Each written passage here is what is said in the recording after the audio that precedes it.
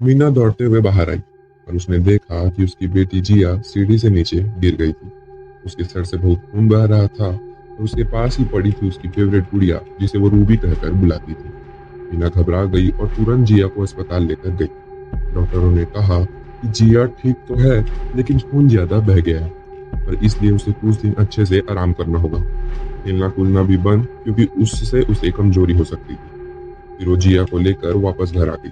जिया कमरे में सो रही थी और वहीं दूसरी ओर मीना किचन में बर्तन धो रही थी और जिया के पिता आलोक किसी काम से बाहर गए हुए थे। 3 लोगों का छोटा सा परिवार था ये। मीना काम कर रही थी।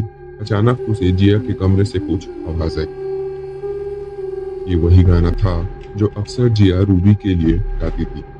मीना ने सोचा कि शायद जिया उठ गई होगी, तो वो उसे दवाई देने के लिए उसके कमरे में गई। लेकिन वहां जाके उसने देखा कि जिया तो अभी भी सो रही थी।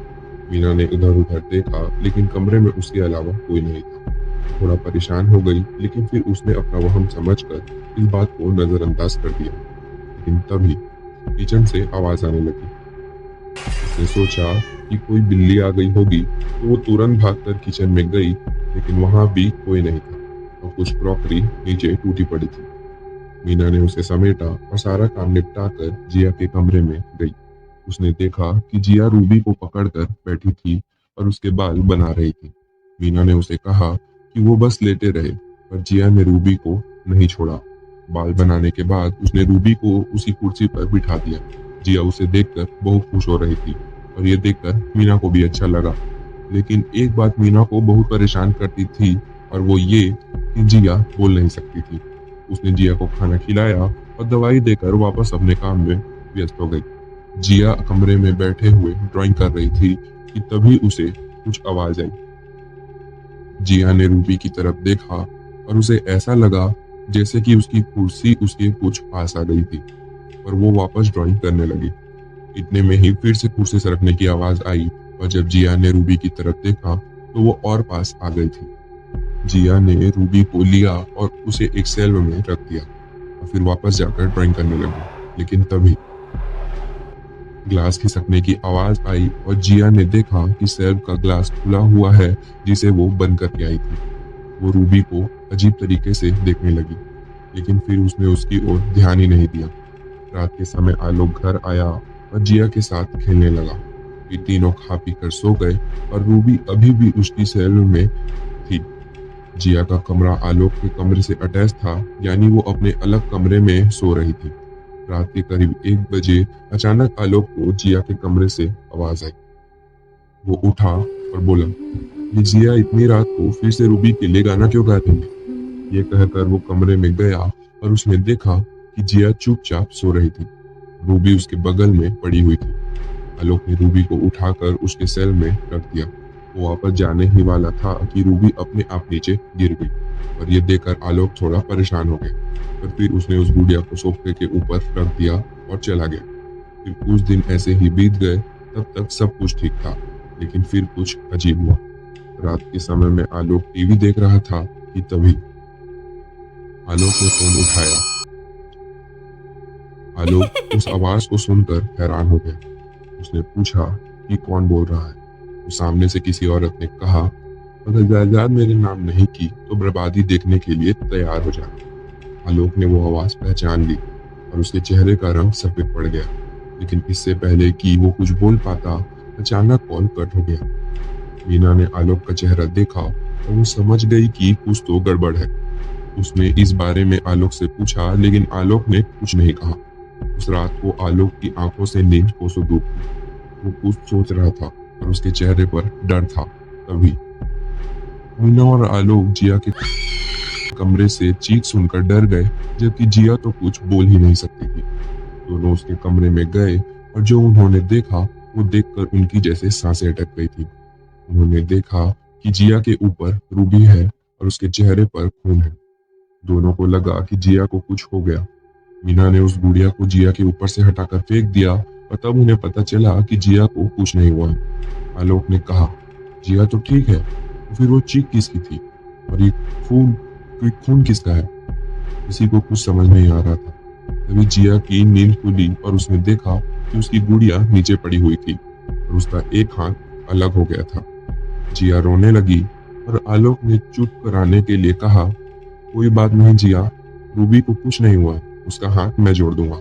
आलोक ने गुड़िया को उठाने की कोशिश की, लेकिन वो गुड़िया उससे हिल ही नहीं रही थी। उसने अपना सारा जोर लगा दिया, लेकिन उस गुड़िया में ना जाने इतना भार कैसे आ गया। आलोक के रोंगटे खड़े हो गए। उसे कुछ भी समझ नहीं आ रहा था। तभी जिया उसके पास गई और उसने रूबी को एक ही बार में बड़ी आसानी से उठा लिया। ये देखकर तो आलोक के पसीने छूट गए। उसने मीना को ये बात बताई तो मीना ने कहा कि शायद वो सब मन का वहम है। फिर वो रात को किसी तरह तो बीत गई, लेकिन अगले दिन जब जिया छत पर खेल रही थी, तब भी कुछ बड़ा भयानक हुआ। आलोक के छत के किनारे पर ऊंची दीवार बनी हुई थी, जहां तक जिया का पहुंच पाना नामुमकिन था। इसलिए वो छत पर आराम से जिया को खेलने देते थे, क्योंकि गिरने का कोई खतरा नहीं था। लेकिन अचानक जिया की गेंद खेलते हुए उछलकर दीवार के पार चली गई, यानी नीचे गिर गई। जिया उस गेंद को देखना चाहती थी, इसलिए वो दीवार के पास गई, लेकिन दीवार बहुत ऊंची थी। फिर उससे पहले कि वो वहां से जाती, अचानक किसी ने उसे ऊपर उठाया और छत से नीचे फेंक दिया। लेकिन वो नीचे गिरी नहीं, क्योंकि समय पर ही आलोक वहां पहुंच गया और उसने जिया को पकड़ लिया। आलोक की मानो सांसें एक पल के लिए अटक गई हो। उसने मीना को बुलाया और उस पर बहुत गुस्सा किया, क्योंकि उसे लगा कि ये मीना की लापरवाही थी। लेकिन मीना ने कहा कि वो छत से गिर ही नहीं सकती, क्योंकि वो दीवार तक पहुंच ही नहीं सकती थी। आलोक को भी ये बात सही लगी, इसलिए वो छत पर गया, क्योंकि वो जानता था कि जरूर किसी ने जिया को गिराने की कोशिश की थी। जब वो छत पर गया तो उसने देखा कि उसकी वही गुड़िया छत पर गिरी पड़ी है। आलोक को अब उस गुड़िया पर गुस्सा आने लगा, इसलिए उसने छत से ही उस गुड़िया को दूर फेंक दिया। जिया अपनी गुड़िया के लिए बहुत रोई। तब आलोक ने उसे एक नई गुड़िया लाकर दी, लेकिन उससे भी जिया खुश नहीं हुई। 2-3 दिन बीते और जिया उदासी थी, लेकिन आलोक ये देखकर खुश था कि कम से कम उस अजीब सी गुड़िया से जिया दूर है। लेकिन फिर एक रात आलोक को काम करके घर लौटने में देर हो गई। करीब 11 बज गए थे और तब तक मीना और जिया सो गए थे। जैसे ही आलोक ने घर का दरवाजा खोला, वो चौंक गया। सामने कुर्सी पर रूबी बैठी हुई थी, लेकिन इस बार उसमें कुछ और भी अजीब था। ऐसा लग रहा था जैसे कि वो आलोक को देखकर मुस्कुरा रही हो। जिस कुर्सी में वो बैठी थी, वो अपने आप हिलने लग गई और आलोक के पसीने छूट गए। उसने उसे उठाया और बाहर जाकर घर के पीछे वाली खाली जगह में उसे दफन कर दिया। तब जाकर उसे तसल्ली हुई। और जैसे ही वो अपने कमरे में पहुंचा, उसे वापस से जिया के कमरे से आवाज आई। वो उसके कमरे में डरते हुए गया और उसने देखा कि जिया के हाथ में रूबी थी। रूबी मिट्टी से गंदी हो चुकी थी, यानी इस बार वहम होने की कोई गुंजाइश ही नहीं थी। आलोक समझ गया कि वो कोई आम गुड़िया नहीं है, और उसने ठान लिया कि वो उस गुड़िया के रहस्य को जानकर रहेगा। अगले दिन सबसे पहले वो उस गुड़िया को लेकर गया एक आश्रम में, जहाँ एक गुरु रहते थे। वो काफी जाने माने पंडित थे, जो प्रेत बाधा जैसी चीजों में लोगों की मदद करते थे।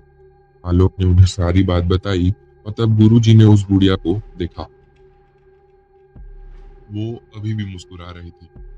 गुरुजी ने आलोक को अकेले में बुलाया। दोनों एक कमरे में बैठे हुए थे और गुरुजी आंखें बंद करके कुछ कर रहे थे। कुछ देर बाद आलोक ने कहा, क्या हुआ गुरुजी, क्या है इस गुड़िया में? गुरुजी ने आंखें खोली और कहा, दमोरी, दमोरी है इसके अंदर। आलोक को कुछ समझ नहीं आया। गुरुजी ने कहा कि दमोरी एक आत्मा है, जिसे डामर साधना से वश में किया जा सकता है। वो बहुत शक्तिशाली होती है, जिसके ऊपर उसे छोड़ा जाता है, उसका विनाश कर देती है। वो कहीं भी आ जा सकती है। किसी ने दामोरी को इस कुड़िया में प्रवेश कराया था, ताकि जिया को नुकसान पहुंचा सके। आलोक ने इसका कारण पूछा और ये भी पूछा कि उससे बचने का उपाय क्या है। तो गुरुजी ने कहा, ये काम तुम्हारी बुआ ने किया है, किसी तांत्रिक की मदद से। इसकी वजह है उसकी जलन, और इससे छुटकारा भी तभी पाया जा सकता है जब वो तांत्रिक दामोरी को वापस बुला ले, वरना वो दामोरी तुम्हारी बेटी को मार कर ही जाएगी। आलोक ने कहा कि वो कुछ भी करके जिया को बचा ही लेगा। फिर उसने तुरंत अपनी बुआ को कॉल किया। ये वही औरत थी जिसका कॉल आलोक को उस रात आया था। और आलोक इसलिए डर गया था, क्योंकि उसकी और उसकी बुआ के बीच जमीन जायदाद को लेकर अनबन थी।